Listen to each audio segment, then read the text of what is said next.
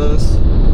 Hardasa dediğim, karıştırdım her şeyi. Neyse, demek istediğim odur ki dostlar, bu videoda bir şey öğrenmeyeceksiniz. Bakmasanız da olar. Hal-hazırda ay neçəsidir bugün? Ayın 10'udur. Yox, ayın 11'idir. Hə. Düzdür də ayın. Yox, ayın 10'udur. 10 aprel 2026-cı il. Vierzon adlı bir şəhərə gedirəm. Orada yenə imtahan keçirdəcəyik. İmtahan keçirdəcəyimiz şəhər, mən yaşadığım şəhərdən 210 kilometr məsafədə yerləşir. Və bu günləri mən hardasa 15-20 dəqiqə danışacağım.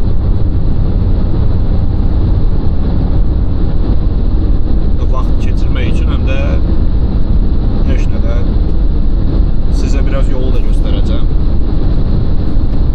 İndi sizə Fransaya gəlmə hekayəm haqqında danışacağım. Fransaya gəlmə hekayəm. Ondan sonraki videolarda da onun ardını danışaram. Çünki Fransaya gəldikdən sonra mənim təbii ki çoxlu macəralarım olubdu. O macəraların heç birini heç kimə danışmamışam. Həm ətrafımda elə çox dinləyən insan olmadığı üçün adətən nə edirəm? Adətən mən digər insanları dinləyirəm, özüm heç bir şey danışmıram. Amma mənim də çoxlu hekayəm vardı təbii. Demək, Fransaya gəlmə hekayəm. Bunun hamısı 2012-ci ildən etibarən başlayır. Hətta 2011-ci ilin sonu. Mən deməli 2010-cu ildə Gəncə Dövlət Universitetinə qəbul olmuşdum və fransız dili müəllimliyi ixtisasına. Sadəcə olaraq fransız dilini mən o qədər də belə düşünmürdüm də, lap irəliyə gedərəm. Fikirləşmirdim ki, fransız dili vasitəsilə tutaq ki, hər hansı bir nailiyyətə gəlib çata bilərəm və s. bilaxır. Və 2010-cu ildə heç nə universitetə qəbul olmuşam. Bir də universitetə mən qəbul olan vaxtı, o cavablar çıxan vaxtı falan, mənim 16 yaşım var idi. Və mən universitetə başlayanda, birinci kursa başlayanda 2010-cu ildə mənim 17 yaşım var idi. Yəni çox gənc idim. Nəysə, gedib düşdüm universitetə. Universitetdə sinifə girmişəm, baxıram ki, heç nə görürəm ki, sinifdə hamı qızdır, bircə dənə oğlan mənəm. Nəysə, tanımadığım bir şəhərdə oxuyuram özdə. Gəncə. Uzun sözün qısası, belə bir şey baş verdi ki, ilk öncə çox motivasiyasız başladım. Fikirləşdim ki, burada biraz depressiyada, biraz motivasiyasız. Fikirləşdim ki, mən burada fransız dilini öyrənib bir yerə çıxa bilməyəcəm. Fransız dilini öyrənib kim bir yerə çıxıb ki? İnternetdə biraz araşdırma elədim, gördüm ki, deyirlər Gəncə Dövlət Universitetində nə bilim, rüşvət verməsən tutaq ki, qiymət ala bilmirsən. Qiymətləri hətta demişdilər ki, nə bilim, 30 manat, 50 manat. Belə, yəni ilk ilim birazdan elə motivasiyasız başladı. Amma ilk ilimi bitirdikdən sonra 2010-cu il bitdi, yaxşı bitirdim. Yəni necə oldusa Fransadan bir müəllim gəlmişdi. O bizdən imtahan götürürdü. Onun imtahanının nəticəsində sinifdə ən yaxşı balı yığan mən olmuşdum. Düzdür, elə böyük bir sınav deyildi, A1 səviyyəsi idi deyəsən. Amma yəni buna rəğmən bu məndə bir motivasiya oluşturmuşdu. bu motivasiyanın ardınca da mənim atam və anam mənə bir kompüter almışdılar. Deməli, yayda birinci kursu bitirdim. Yayda kreditlə mənə yekə bir kompüter idi özdə, Casper kompüteri. O kompüteri mənə aldılar. O kompüteri aldıktan sonra mən başladım, girdim internetdə, Skype'da fransızlar falan axtarıb tapmağa, onlarla danışmağa falan. Fransız dili dərsləri tapmağa. Live Motion deyilən bir dənə internet saytı tapdım. O internet saytında başladım hər gün fransızca. O deney yanıl eləyə. Xüsusilə də fransız dilinin bu aksanları falan çətindir də. Txenin üzərində tutaq ki, mən həmişə aksan grav qoyurdum. Halbuki aksan tegu qoyurdum, aksan grav olmalıydı. Aksan grav qoyurdum, aksan tegu olmalıydı. Nəysə, təkrar eləyə o kompüteri mən öyrənməyimdə çox böyük rol oldu. İrəlilədim, hər gün öyrənməyə başladım, hər gün danışmağa başladım. Sonra biraz pul tapırdım. Tutaq ki, fransız nömrələri yığırdım. Tanımadığım nömrələr, zəng vururdum.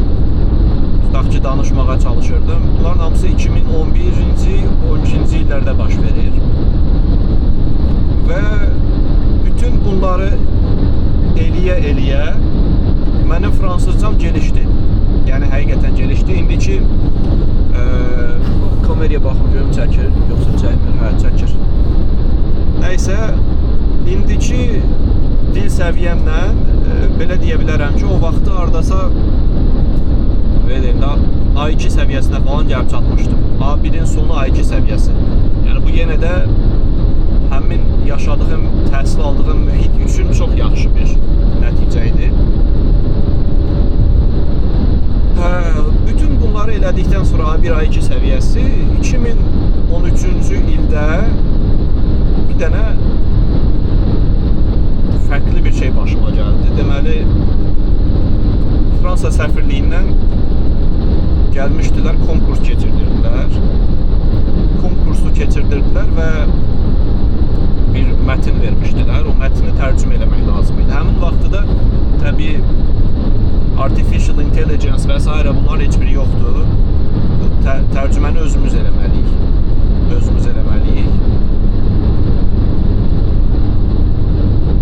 Və bir də bir şeyi yaddan çıxartdım. Bu tərcümədən öncə bir şey yadımdan çıxdı. Onu da izah edeyim. Belə dediyim kimi də harda fransız dilini danışan adam tapırdımsa gedib yapışırdım ona, danışmağa çalışırdım və s. Bunun nəticəsində də Hüq deyilən bir adamla əlaqəyə keçmişdim. Facebook üzərində onunla danışırdım. Yazılı danışırdıq da. Hüq də məni görüb ki, bu qədər mən motivasiyalıyam və s. Götürüb mənə bir böyük paçkada kitablar göndərib. Məhərrəm müəllimin vasitəsilə o kitabları mənə göndərib. İçərisində nə bilim lüğət var, içərisində belə maraqlı kitablar və s. var. O kitabları hələ də saxlayıram. Nəysə, göndərəndən də bir neçə ay sonra sən demək xərçək xəstəsiymiş, rəhmətə gedirdi. Sonra mən onun qardaşı ilə dostlaşdım, əlaqə saxladım və s. İndi onun qəbrini ziyarət eləyəcəm inşallah. Metz şəhərindədir. Yəni deməyim odur ki, mən irəliyə getdikcə, mən elə bir insanlarla əlaqə saxladıqca, fransız dilimi inkişaf elətdirdikcə insanlardan da pozitiv reaksiyalar alırdım. Dediyim kimi bu tipli kitablar gəlirdi, nə bilim, insanlar məni təbrik edirdi və s. və ilaxır. İndi o tərcümə məsələsinə gəlirəm. Tərcümə məsələsində mən indi 3-cü kursuydum və 4-cü kursların məndən daha güclü olduğunu düşünürdüm. Fikirləşirdim ki, kurs nə qədər yuxarı olursa, güc də daha artıq olur da, elə bir fikir var idi. Amma yenə də cəsarət eləyib o tərcümə konkursuna getdim, qatıldım. Tərcüməni götürdüm, tərcümə elədim, göndərdim.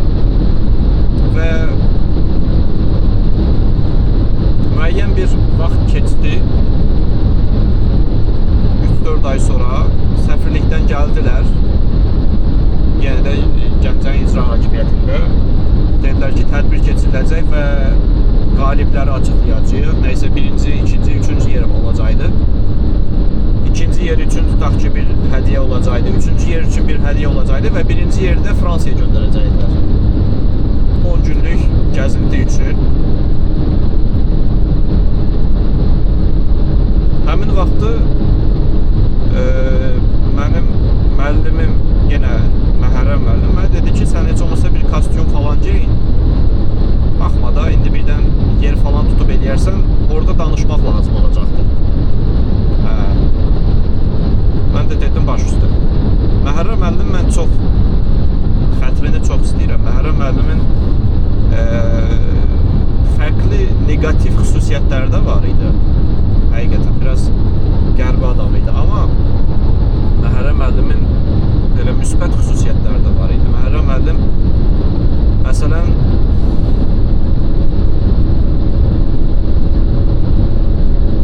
dəstək olurdu mənə, məsləhətlər verirdi, məsləhətlərini izləyirdim. Mənə demişdi ki, özünə kostyum şalvar al, kostyum şalvarla gəl universitetə. Nəysə, o kostyumla falan getdim universitetə, icra hakimiyyətinə. Orada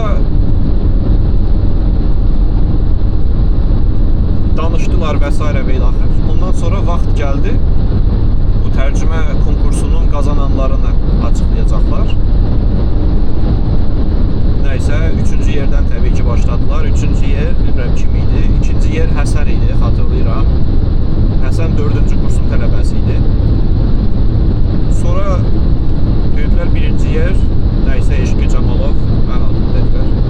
Mən açığı gözləmirdim də, həyatımda bu qədər həyəcan yaşamamışdım. Yəni, həqiqətən mən o vaxta qədər aşağılıq düşüncəsi ilə yaşayırdım da. Düşünürdüm ki, mən dünyanın ən savadsız, ən aşağılıq insanıyam. Bilmirəm, o düşüncə hardan beynimə yapışmışdısa, mən düşünürdüm ki, yəni nə qədər irəliyə getsəm də, həqiqi, faktiki nəticələr əldə eləsəm də, mən beynimdə var idi ki, mən dünyanın ən aşağılıq, ən savadsız adamıyam. Yəni, nəsə bacarıqsız adamıyam. Bu düşüncə hardan gəlibdi, onun haqqında da danışarıq inşallah gələcək videolarda. Bunun mənbəyini bilirəm, açığı. Nəysə, gülürəm, üzümün əzələlərini görürəm ki, şey eləyə bilmirəm, idarə eləyə bilmirəm. Üzüm falan titriyir. Bilirsiniz, Azərbaycanda bizim yaşadığımız cəmiyyətdə mən həmin vaxtı məsələn ağlamaq istəyərdim. Çünki də çox emosiyalı idim. Sevincdən ağlamaq istəyərdim. Prosto cəmiyyətimiz elə qəribə bir cəmiyyətdir ki, nə adam kimi ağlamaq istəyəndə ağlaya bilirsən, sevincini nə rahat ifadə edə bilirsən ki, aha, bu baxacaq deyəcək, aha, Eşqi ağladı. Belə axmaq bir şeydir də, indi o sevincimi kənara çıxarda bilmədiyim üçün həmin o sevincim başladı mənim üzümdə falan, üzüm falan titrəməyə başladı. Gülürəm, yüzüm falan belə titriyir də, nəysə. Sonra müəllimlər Günel müəllimə idi, sonra Yaqut müəllimə idi. Onlar elə bir şey elədilər. Mən çiynimə falan vurdular, təbrik elədilər. Həm də gördülər də, onlar da gördülər ki, üzüm falan titriyir, belə qəribə olmuşam. Dəstəklədilər məni, sağ olsunlar. Nəysə, çıxdım kürsüyə. Kürsüdə indi təşəkkür eləyəcəm. Belə baxıram ətrafımda nə qədər adam vardı. Çoxdur adam. Mən də hazırlaşmamışdım. Hazır değildim də. İnanmırdım ki, qazana bilərəm. Nəysə, orada fransız dilində kiçik bir nitq söylədim. Təşəkkür elədim. Ondan sonra oradakı fransızlardan hansıydı bilmirəm. Durdu, gəldi, mənim əlimi sıxdı. Təşəkkür elədi o da. Belə çox fərqli bir, inanılmaz bir hadisə idi. Onun nəticəsində, bu konkursun nəticəsində birinci yerə çıxdığım üçün məni göndərdilər Fransaya. Fransada bilet pulu falan təbii ki ödəmədən orada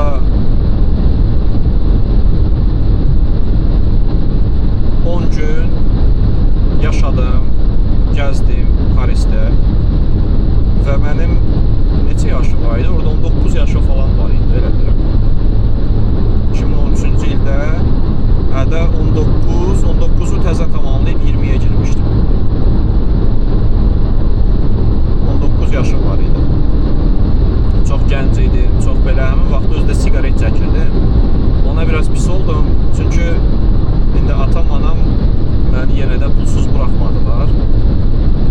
əllərində olanı yığdılar. Mənə hardasa 200 avro pul vermişdilər deyəsən. 200 avro pulunda Fransada sigaret bahaydı da o vaxt. Bir paçkası elə biləm nə qədər idi? 7 avro falan idi. 200 avronun 70 avrosunu o qədər baxımlıydım ki, o vaxtlar sigaret çox çəkirdim. 70 yarısını demək olar ki, sigaretə verdim, təsəvvür edeyim. Qalanı ilə də şərf falan aldım, hədiyyə falan aldım belə də. Nəysə, bu mənim ilk Fransaya gediş hekayəmdir və ondan sonra bütün qapıların hamısı axıra kimi açıldı mənim üçün. Fransaya ilk dəfə getdikdən sonra orada 2 avro qəpi ilə də pul saxlamışdım özümdə. Deyirdim ki, bax, mən həmin bu pul ilə özümə Fransada bir kofe alacağım. Bu çekim yasasına falan baxırdım. Orada deyirdi ki, nə bilim, fiziki bir şeylər götürün və ona inanın və s. Axır. Mən də heç nə də dedim, yaxşı, fiziki 2 avronu götürüm, qoyun bir yerə və inanım ki, mən bu pulla tezliklə Fransaya bir də təzdən qayıdıb özüm üçün kofe alacağım. Nəysə, bu şey 2013-cü il bitibdi və mən 2014-cü ildi, 4-cü kursam artıq. Bir gün yenə Məhərrəm müəllim, səhər tezdən Məhərrəm müəllim bizim kafedra müdürümüz idi, həm də bizim əsas müəllimimiz idi. Məhərrəm müəllim səhər tezdən mən zəng vurub, mən günorta növbəsiyəm. Saat 11-də zəng vurub, deyir ki, eşqə, tez dur gəl icra hakimiyyətinə. Nəysə, tez durdum, getdim icra hakimiyyətinə, heç bilmirəm nə üçün gedirəm. Özdə dedi ki, yaxşı geyin. Hər dəfə mən zəng vuranda deyirdi ki, eşqə, yaxşı geyin.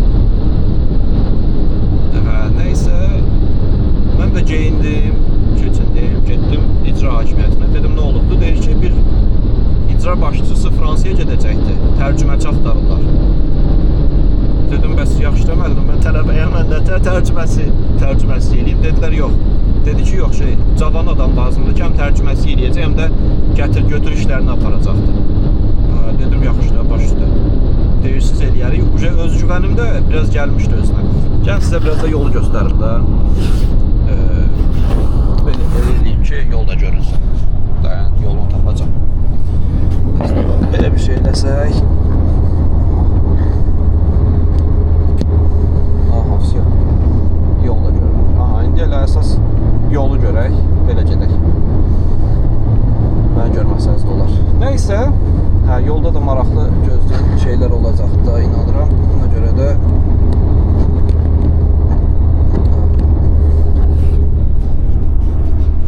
belə eləyək ki, yapışsın da. Yapışdırmaq istəyirəm. Aha, və belə.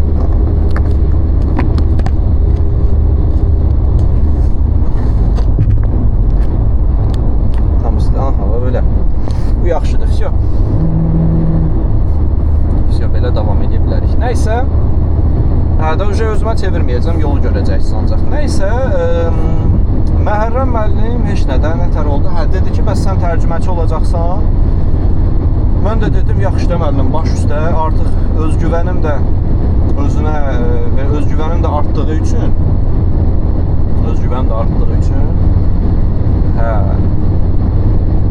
bunu eləyə biləcəyimi düşündüm.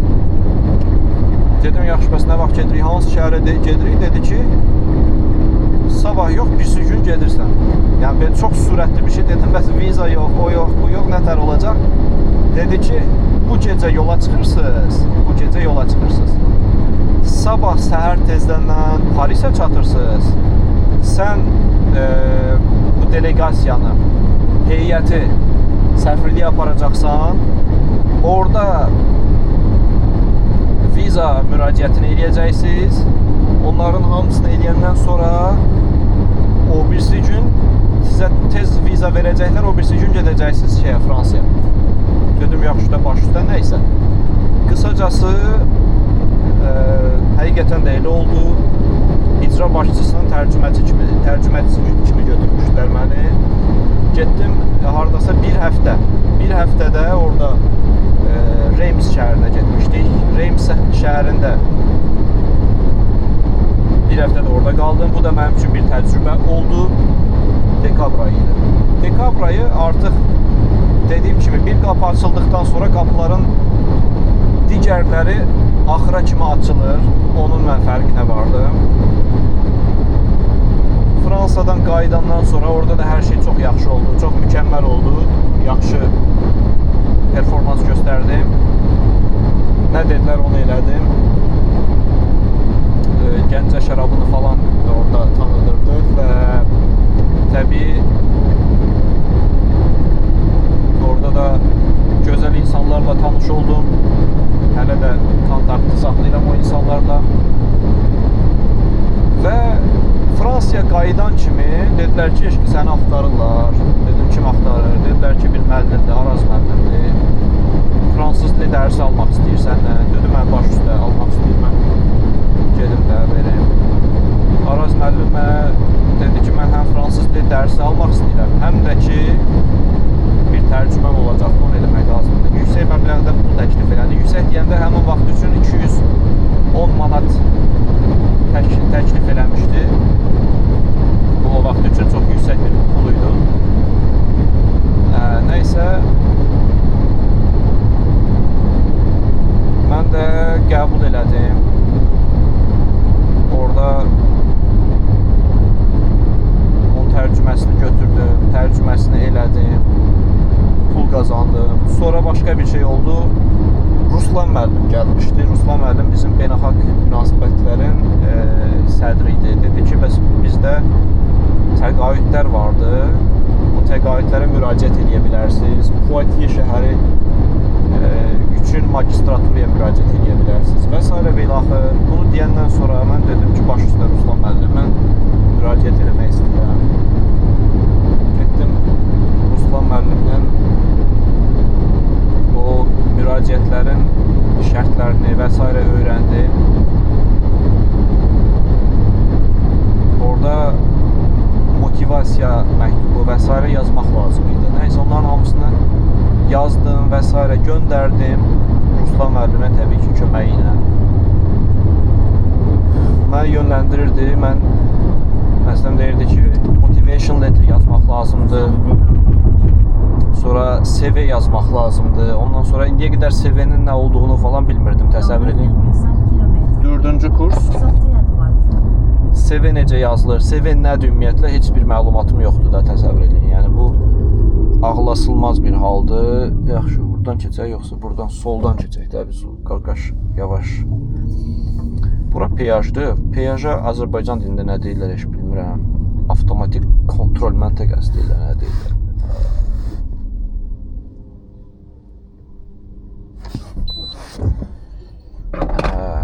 Yaxşı.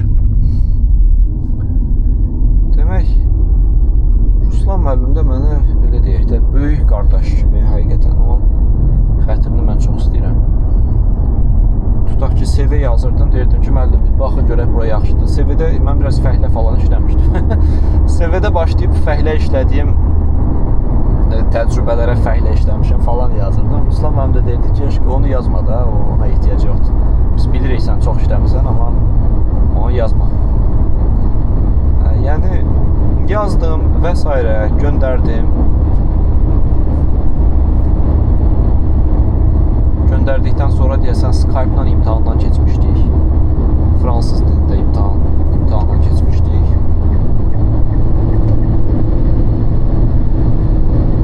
O imtahanın nəticəsi çox yaxşı oldu. Bir neçə ay sonra mənə cavab gəldi ki, bəs siz qəbul olmuşsunuz, təqaüd almışsınız. O vaxtı Erasmus, Fransa üzrə deyəsən, Erasmus təqaüdü alan yeganə Excellence təqaüdü idi bu. Yeganə, Azərbaycandan yeganə adam mən idim. Və bu mənim üçün çox böyük bir özgüvən qaynağı idi. Çox özgüvənli idim həmin vaxtı. Və təbii sonra Fransaya getdim. 2014-cü ildə artıq gəldim, çıxdım Fransaya. Fransaya gəldikdən sonra burada çoxlu macəralar yaşadım. O macəraları da inşallah sonraki videolarda danışaram. Fransaya gəlməyimdən tutmuş, iş tapmağıma qədər hamısını asta sizin üçün danışaram inşallah. İndi 5 dəqiqə heç bir şey demədən yolu göstərəcəm sizə.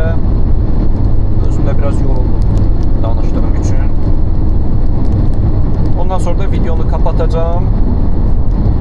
Özüm üçün bir mahnı qoyub yola davam edəcəm.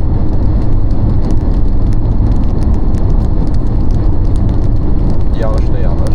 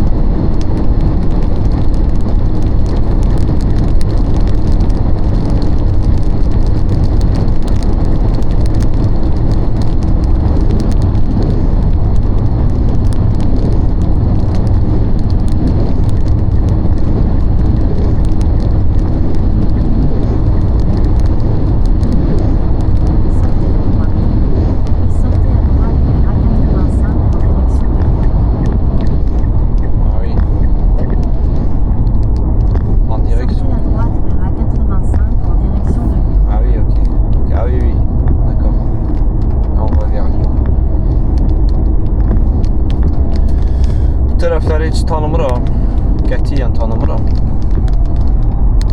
Sadəcə missiya veriblər. Oo, günəşə bax.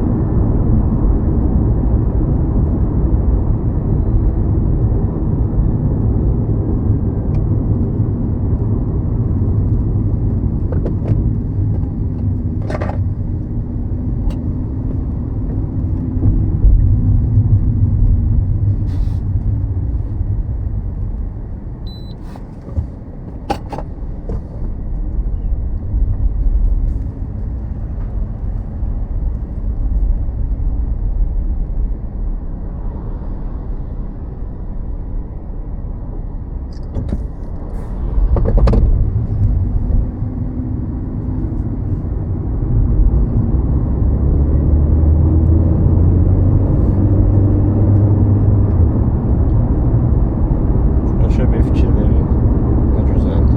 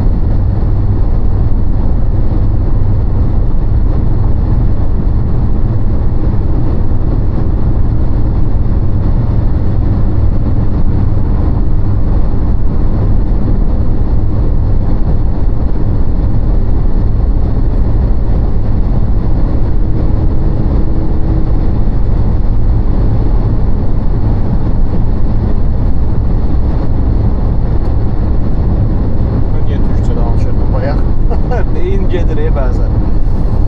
Bir də görsən beyin gedir. Başında tək oturursan, beyninə hansısa bir hekayə gəlir. Aha.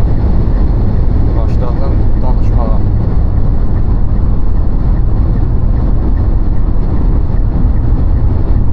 Adamlar eşek kimi sürürlər.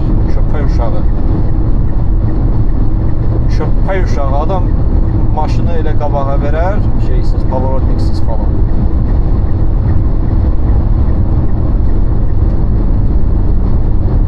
Qoz qoymur. Belə maşın çox olanda da bilmirsən ki, nə hərəkət edəcəkdir, nə pavorotniki vurur, nə yol qaydalarına riayət edir. Və mən məsələn hər hansı bir maşın keçəndə belə, solda yamsa belə yenə pavorotniki vururam ki, adam bilsin ki, mən bunu keçəcəm. Lazımdır, eləmək lazımdır. Yəni biz maşın sürəndə digərləri ilə iletişim halində olmalıyıq. Efendim. Videonu da kəsib eləməyəcəm. Öz-özümə danışdığım hissələr də qalsın.